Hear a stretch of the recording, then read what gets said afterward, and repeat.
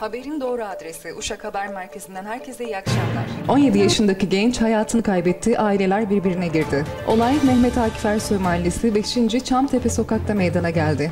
Durmuş Tilki ile aynı mahallede yaşayan İG arasında henüz bilinmeyen bir sebepten kavga çıktı.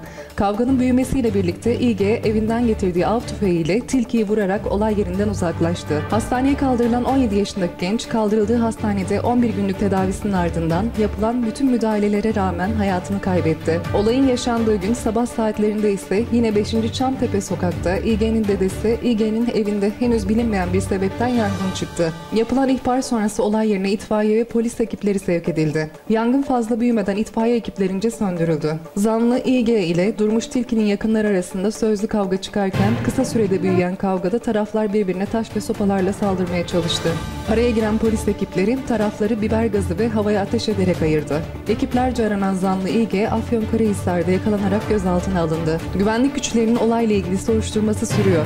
2 araçtan 5594 uyuşturucu hap ele geçirildi, 3 kişi tutuklandı. Edinilen bilgilere göre Uşak'a il dışından uyuşturucu getirileceği ihbarını alan Uşak İl Emniyet Müdürlüğü Narkotik Suçlarla Mücadele ekipleri kent merkezinde arama yapmak için 2 otomobili durdurdu. Araçlara yapılan arama sonucu araçların içinden 5594 adet sentetik, eczane nitelikli uyuşturucu hap ele geçirildi. Gözaltına alınan 5 kişiden 3'ü tutuklanırken ikisi adli kontrol şartıyla serbest bırakıldı. Uşak Haber Merkezi köşe yazarımız Gülistan Yalçın'ın 24 Kasım Öğretmenler Günü kutlaması için kaleme aldığı köşe yazısı büyük beğeni topladı. Gülistan Yalçın'ın kaleme aldığı köşe yazısında bu kutsal meslek büyük bir saygını hak etmektedir. Zira her başarılı ve doğru insan yüce gönüllü bir öğretmenin öğrencisidir. O yönlendirmiştir ya da onu örnek almıştır. İnsanın içindeki iyi ve kötünün savaşında iyinin galip gelmesine sebebiyet verebilen, mesleğini aşk ile icra edebilen, doğru insanı tasavvur edebilen ve onu hayata geçirebilecek kadar ilim sahibi öğretmenlerimizin günü kutlu olsun. Bu bozuk düzeni, savrulup giden insanlığı ve yitip giden umutları kurtarabilecek zatlar öğretmenlerden çıkacaktır. Zira hakikati bulabilmesini sağladığı bir çocuk dünyayı değiştirebilir.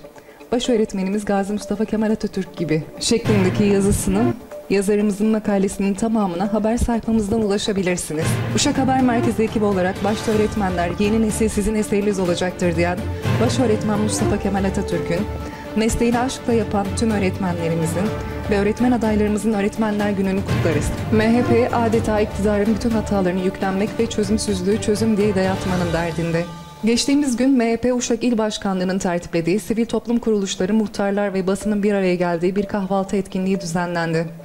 İstiklal Marşı ve saygı duruşunun ardından MHP'li yetkililer tek tek kürsüye çıkarak konuşmalarını gerçekleştirdiler. Yapılan konuşmaların ardından soru ve cevaplara geçildi. Soru soranların bazılarının adeta pandemi dışında hiçbir sıkıntı yokmuş gibi pandemi tedbirlerinin neticelerinden yakınması ve pandemi desteklerini öncelikle anlatıp Cumhur İttifakı diye adlandırılan iktidar yapısına teşekkür ettikten sonra klişe sorularına geçmesi dikkatlerden kaçmazken Bakkallar Odası Başkanı ve diğer bazı muhtar ve STK temsilcilerinin sorularına yanıt verilmemiş olması ise gözlerden kaçmadı. Özellikle muhtarlardan birisinin Suriyeli ve Afganlı sığınmacılara yönelik soruları ve program sonunda gazeteci Nurullah Çavuşoğlu'nun eleştirilerinin toplantıyı tertipleyenlerin keyfini kaçırdığı da gözlemlendi.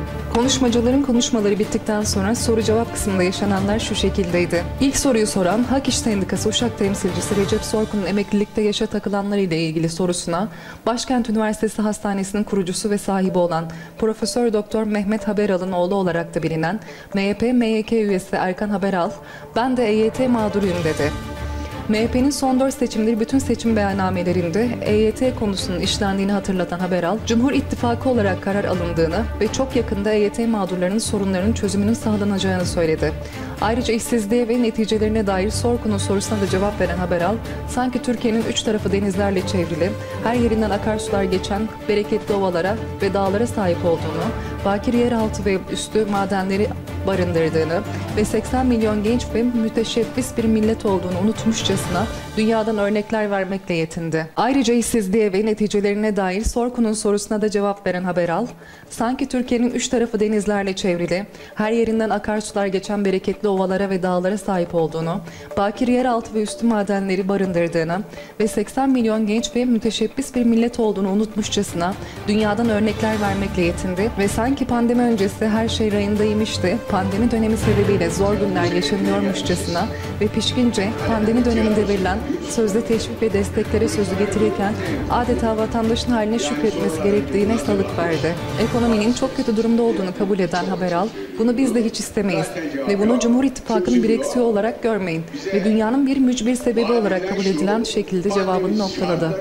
Ekonominin çok kötü durumda olduğunu kabul eden Haberal, bunu biz de hiç istemeyiz ve bunu Cumhur İttifakı'nın bir eksiği olarak görmeyin ve dünyanın bir mücbir sebebi olarak kabul edin şeklinde cevabını noktaladı. Daha sonra söz alan Esnaf Odaları Birliği Başkanı Atalay Savaş, hemen konuyu zaten bazı çevrelerce esnafı bitirmek maksatlı ortaya konan bir pandemi olarak ifade edilen pandemiye getirerek, pandemi sürecinde bütün ülkeler etkilendi, ülkemiz de etkilendi diye söze girdikten sonra pandemi sürecinde esnafa verilen sözde destekleri överek sıraladı ve devletimize müteşekkiriz dedi. Esnaf Odası Başkanı Savaş, devletin 3.000, 5.000, 25.000 ve 25.000 artı geri ödemeli destekler verdi. Bunlardan dolayı devletimize müteşekkiriz dedikten sonra ancak bunların geri ödemesine başlandığı süreçte esnafın işlerinin daha iyi olmadığı ve esnafın bu destekleri geri ödemekte sıkıntılar çektiğini hepimiz bilmekteyiz. Ki sahada bunlarla karşılaşacaksınız dedi. Savaş ardından siyasetteki üsluptan ve siyasilerin birbirine ağır hakaretleriyle saldırmasını parti veya siyasetçi ayırmaksızın eleştirerek üsluplara dikkat edilmesini istediğini söyledi. Soru üzerine söz alan MHP Kütahya Milletvekili Ahmet Erbaş, sözü adeta milletin edepsizleştiğine getirerek bunun sebebinin de sosyal medya olduğunu söyledi. Ve halk süt ise yağı kaymağı da siyasetçidir dedi.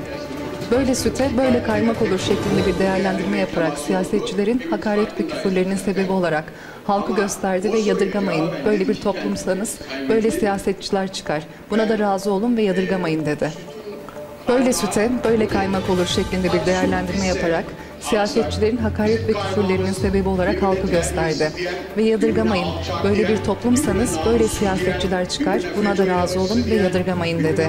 Program sonunda söz alan gazeteci yazar Nurullah Çavuşoğlu ise hiçbir çözüm önerisinin konuşulmadığı, halkın gerçek sorunlarının dile getirilmediği, klişe ve çoğu önceden hazırlanmış soruların sorulduğu bir organizasyon olduğuna dikkat çekerek adeta bir tiyatro seyreder gibi hissettiklerini belirttikten sonra MHP Milletvekili Erbaş'ın liderlerin üslubuna ilişkin gelen eleştiriyi milletin üzerine yöneltmesine bir cevabının olacağını belirterek halkın genelinde böyle bir üslup sorunu yaşanmadığını, halkın kendi arasında birbirini eleştirirken siyasetçiler gibi hakarete taşımadığını ve saygı ve nezaket kuralları çerçevesinde birbirlerini eleştirebildiklerini, ancak siyasetçilerin birbirine namussuz, şerefsiz, vatan haini gibi sözlerle saldırmasının hoş olmadığını, siyasetçilerin bu üslubunun halkla ilgisinin olmadığını belirtti.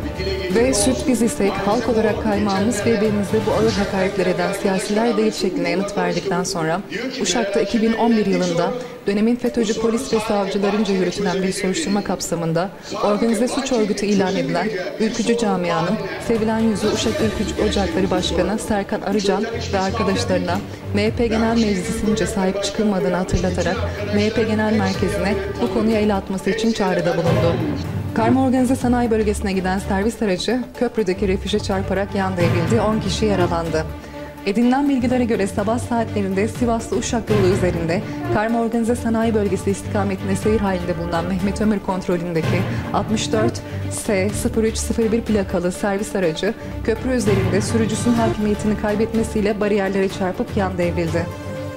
Kazada yaralanan 9 işçi ve şoför, sağlık ekiplerinin yaptığı ilk müdahalenin ardından çevredeki hastanelere sevk edildi.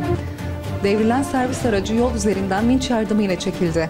İhbar üzerine olay yerine çok sayıda acil sağlık ve polis ekipleri sevk edildi. Köprü inşaatında çalışan demiryolu işçisi 20 metre yükseklikten düşerek hayatını kaybetti. Ankara-İzmir Demiryolu Projesi'nin Eşme kesiminde demiryolu köprü çalışmasında işçi olan Ufuk Göktaş yaklaşık 20 metre yükseklikten düştü. İhbar üzerine olay yerine acil sağlık ekipleri ve jandarma sevk edildi. Acil sağlık ekipleri Ufuk Göktaş'ın olay yerinde hayatını kaybettiğini belirledi. Göktaş'ın cenazesi Uşak Eğitim ve Araştırma Hastanesi morguna kaldırıldı. Güvenlik güçleri olayla ilgili soruşturma başlattı. Uyuşturucu satan şahısları operasyon. Uşak'ın Eşme ilçesinde düzenlenen uyuşturucu operasyonunda gözaltına alınan 4 şüpheliden ikisi tutuklandı. Diğerleri adli kontrol şartıyla serbest bırakıldı. Narkotik ekiplerce aylardır bilgi toplanan ve takip edilen torbacılara operasyon düzenlendi. Şahısların evinde yapılan aramalarda bir miktar uyuşturucu madde ele geçirildi. Emniyetteki işlemlerin ardından adliyeye sevk edilen zanlılardan ikisi mahkeme kararıyla tutuklandı. İkisi ise adli kontrol şartıyla serbest bırakıldı. Öğrenci servisiyle hafif ticari araç çarpıştı. 10 öğrenci, 11 kişi yaralandı. Alparslan Caddesi ve Yavuz Sultan Selim Caddesi birleşimindeki kavşakta YC kontrolündeki 64Y 5009 plakalı öğrenci servisiyle EA kontrolündeki 64 AAH 179 plakalı hafif ticari araç çarpıştı. Kazada yaralanan 10 öğrenci ve EA sağlık ekiplerince civardaki hastanelere kaldırıldı. Kazayla ilgili soruşturma başlatılırken kazaya karışan servisin özel bir kolejden Karallı ilçesine öğrenci taşıdığı öğrenildi. Genç kız silahla intihar ederek hayatına son verdi. Edinilen bilgilere göre saat 20 sularında Işık Mahallesi Şehit Ramazan Kaşık Sokak'taki 8 numaralı evde ikamet eden Şimay Değer silahla kendini vurarak yaşamına son verdi. Çevredekilerin ihbarı üzerine olay yerine acil sağlık, polis ve olay yeri inceleme ekipleri sevk edildi. Acil sağlık ekipleri Şimay Değer'in olay yerinde hayatını kaybettiğini belirledi. Savcılık incelemesinin ardından hayatını kaybeden Şimay Değer'in cenazesi Uşak Eğitim ve Araştırma Hastanesi morguna kaldırıldı. Güvenlik güçleri olayla ilgili soruşturma başlattı. Uşak Haber Merkezi köşe yazarımız Ali Çuadar'ın bireysel sosyal medya hesabında paylaştığı yazı Uşak halkının büyük beğenisini topladı. Emperyalist çetelerin ülkemiz üzerine oynadığı türlü pis oyunlarını ve toplum olarak bu oyunlar neticesinde maruz kaldığımız felaketleri dile getirdi. Ayrıca Ali Çuadar, sentetik uyuşturucu, gençleri umutsuzluğa sürüklemeyi planlayan maddi ve manevi tuzaklar, rap müzikle elde edilmeye çalışılan saldırgan gençlik, sapkın ilişkileri popüler etme çabasıyla bitirilmeye çalışılan aile yaşantısı, pornografik videolarıyla ensest ilişkileri normalleştirme gibi oyunların ortak amacına değindi.